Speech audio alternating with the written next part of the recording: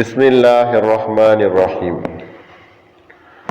عن أبي هريرة رضي الله عنه قال كان النبي صلى الله عليه وسلم يقول يا نساء المسلمات لا تحقرن جارة لجارتها ولو فرسن شاة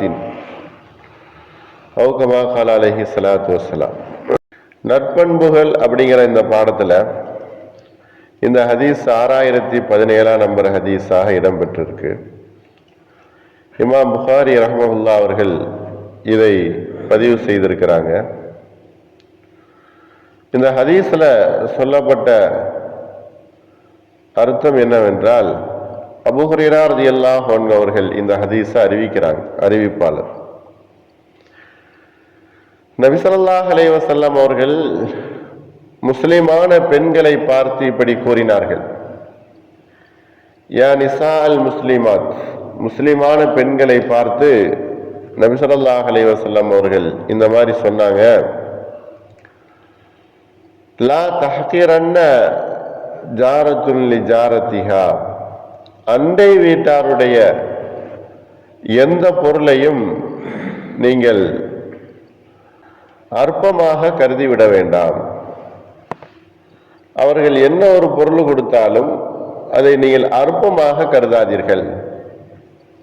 அது ஒரு ஆட்டினுடைய கால் குளம்பாக இருந்தாலும் சரியே, ஒரு ஆட்டினுடைய கால் குளம்பாக இருந்தாலும் அதை நீங்கள் அற்பமாக குறைத்து மதிப்பீடு செய்து விடாதீர்கள் என்பதாக முஸ்லிமான அந்த பெண்மணிகளை பார்த்து நபி ஸல்லல்லாஹு அலைஹி வஸல்லம் அவர்கள் கூறியதாக அபூ ஹுரைரா ரலியல்லாஹு அன்ஹு அவர்கள் அறிவிக்கிறாங்க. அப்ப அண்டை வீட்டார் அப்படிங்கிற விஷயத்துல எப்படியாவது ஒரு அன்பளிப்பை கொடுத்து நல்லுறவை ஏற்படுத்தி கொள்ள வேண்டும். அவர்கள் எப்படிப்பட்டவர்களாக இருந்தாலும் அவர்களிடத்துல நம்ம ஒரு நல்லுறவை, அன்பான ஒரு பண்பு நிறைந்த ஒரு நல்லுறவை ஏற்படுத்தி கொள்வதற்கு இந்த அன்பளிப்பு என்பது, ஒருவருக்கு ஒருவர் கொடுத்து வாங்கிக் கொள்ளுதல் என்பது அன்பை நீடிக்க செய்யும். எந்த ஒரு அண்டை வீட்டாக இருந்தாலும் அவரிடத்துல நாம் குடியிருக்குதல் என்பது, ஒரு வீட்டிலே குடியிருக்குதல் என்பது அக்கம் பக்கத்தில் இருக்கக்கூடியவர்களுடைய அன்பும் அரவணைப்பும் நமக்கு தேவையாக இருக்குது. இல்லை என்று சொன்னால் அந்த இடத்துல நம்ம வாழுதல் என்பதும் குடியிருக்குதல் என்பதும் மிகவும் கஷ்டமானதாக இருக்கும்.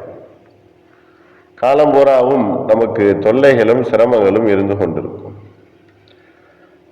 நெருப்புக்கு மத்தியில் வாழ்வதை போன்று இருக்கும். ஆகையினாலதான் நபி ஸல்லல்லாஹு அலைஹி வஸல்லம் அவர்கள் அண்டை வீட்டாரிடத்துல நல்லுறவை ஏற்படுத்தி கொள்ளுங்கள். அவர் எப்படிப்பட்டவராக இருந்தாலும் உங்களிடத்துல நல்ல மனிதராக அவர் நடந்து கொள்ளக்கூடிய ஒரு நிலை, நீங்கள் அவருக்கு ஏதாவது ஒரு அன்பளிப்பை கொடுத்து அதை நீங்கள் நல்லுறவை ஏற்படுத்தி கொள்ளுங்கள் என்பதாக நபி ஸல்லல்லாஹு அலைஹி வஸல்லம் அவங்க சொல்லி காட்டுறாங்க. அதே போல ஒரு அண்டை வீட்டார் தனக்கு வந்த பொருளையும் அற்பமாக கருதக்கூடாது. அது எப்படிப்பட்ட பொருளாக இருந்தாலும், சாதாரண பொருளாக இருந்தாலும் அதையும் வாங்கி கொள்ளணும். கொடுப்பவரும் அற்பமான பொருள் என்பதாக நினைக்கக்கூடாது, வாங்குபவரும் ஒரு அற்பமான பொருள் என்பதாக நினைத்து விடக்கூடாது. ரெண்டு பேர்த்துக்குமே நபி ஸல்லல்லாஹு அலைஹி வஸல்லம் அவர்கள் கூறினார்கள், ஒருவருக்கொருவர் நீங்கள் பரஸ்பர அன்பை பரிமாறிக்கொள்ளுதல் என்பது நீங்கள் கொடுக்கக்கூடிய சின்ன ஒரு கிஃப்டை கொண்டு, ஒரு அன்பளிப்பை கொண்டு அதை நீங்கள் நிரந்தரமாக ஆக்கிக் கொள்ளலாம். அன்பளிப்பு என்பது நம்முடைய கோபங்களையும் நம்முடைய தவறான எண்ணங்களையும் அடுத்தவர்கள் மீது உண்டான ஒரு கெட்ட எண்ணங்களையும் அந்த அன்பளிப்பு என்பது போக்கிவிடும். ஆகையினால எதிரியாக இருந்தாலும், நம்ம மேல கோபக்காரனாக இருந்தாலும், அந்த மனிதருக்கு நாம் அன்பளிப்பு கொடுக்குதல் என்பது நம்முடைய கோபத்தையும் நம்ம மீது இருக்கக்கூடிய கெட்ட எண்ணங்களையும் அது போக்கக்கூடியதாக இருக்கும். அதுவும் அண்டை வீட்டார் என்பது அவர்களுக்குரிய ஒரு கடமை என்பது இருக்குது, உரிமை என்பது இருக்குது என்பதை நபி ஸல்லல்லாஹு அலைஹி வஸல்லம் அவர்கள் சொல்லி காட்டுறாங்க. அண்டை வீட்டாருடைய கடமை என்ன? அவர் எந்த விதத்திலையும் நம்மிடத்துல இன்னல்களோடும் சிரமங்களோடும் நடந்து கொள்ளாதவரை அந்த அளவுக்கு நீங்கள் அவரிடத்துல பரஸ்பர அன்பை நீங்கள் நாடிக்கொள்ளணும் என்பதை நபி ஸல்லல்லாஹு அலைஹி வஸல்லம் அவர்கள் இந்த ஹதீஸ்ல சொல்லி காட்டுறாங்க. பொதுவாக நண்பர்களுடைய பழக்க வழக்கங்கள், அவர்கள் நமக்கு கொடுத்து உதவக்கூடிய சில பொருள்கள் அல்லது வேலைகள், இதெல்லாம் அவர்களுக்கு நாம் நன்றி கடனாக மாறுகிறது. அவர்களிடத்துல நாம் பிரதி உபகாரமாக பிரதிபலனாக நாமும் ஏதாவது செய்யணும் அப்படிங்கிற எண்ணம் அவர்களுக்கு ஏற்படுகிறது. அப்படி ஒருவருக்கொருவர் கொடுத்து கொள்ளுதல் வாங்கி கொள்ளுதல் என்பது இருக்கும் பொழுது நிச்சயமாக அது ஒரு கெட்ட நட்பை அது ஏற்படுத்தாது. அது மிகப்பெரிய கோபமான நட்பை அது ஏற்படுத்தாது. மாறாக நல்லுணர்வையும் நல்லுறவையும் அது ஏற்படுத்தும்.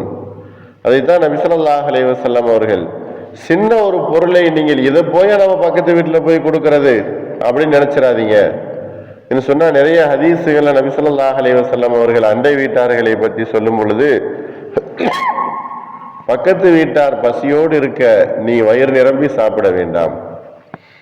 நீ உன்னிடத்துல ஏதாவது குழம்பு வைத்தீர் என்று சொன்னால் அதில் சற்று தண்ணீரை அதிகப்படுத்தி பக்கத்து வீட்டிற்கு கொடுக்கக்கூடிய அளவுக்குள்ள ஒரு நிலையை ஏற்படுத்தி கொள் என்பதாக நபி ஸல்லல்லாஹு அலைஹி வஸல்லம் அவர்கள் இன்னும் பல ஹதீஸ்கள்ல சொல்லி காட்டுறாங்க. அப்ப அண்டை வீட்டாரிடத்துல நிம்மதியோடு வாழ்வதற்கு இது காரணமாக அமைகிறது. எப்பொழுது பார்த்தாலும் அண்டை வீட்டாரோடு சண்டையிட்டு கொண்டு நிம்மதி இழந்து வாழ்வதை விட, சின்ன சின்ன பொருள்களை சின்ன சின்ன விஷயங்களை நாம் இழந்து அவர்களிடத்துல கொடுத்து நட்புறவை ஏற்படுத்தி கொள்வது நமது மன வாழ்க்கைக்கும் நம்முடைய குடும்ப வாழ்க்கைக்கும் அது சிறந்ததாக அமையும் என்பதைத்தான் நபி ஸல்லல்லாஹு அலைஹி வஸல்லம் அவர்கள் இந்த ஹதீஸ்ல சொல்லி காட்டுறாங்க. அண்டை வீட்டாரை அனுசரித்து நடக்கக்கூடிய நல்லதொரு பாக்கியங்களை அல்லாஹ் நம் எல்லோருக்கும் தந்தல் புரிவானாக. வாஹிரு தஅவானா அல்ஹம்துலில்லாஹி ரப்பில் ஆலமீன். அஸ்ஸலாமு அலைக்கும் வரஹ்மத்துல்லாஹி.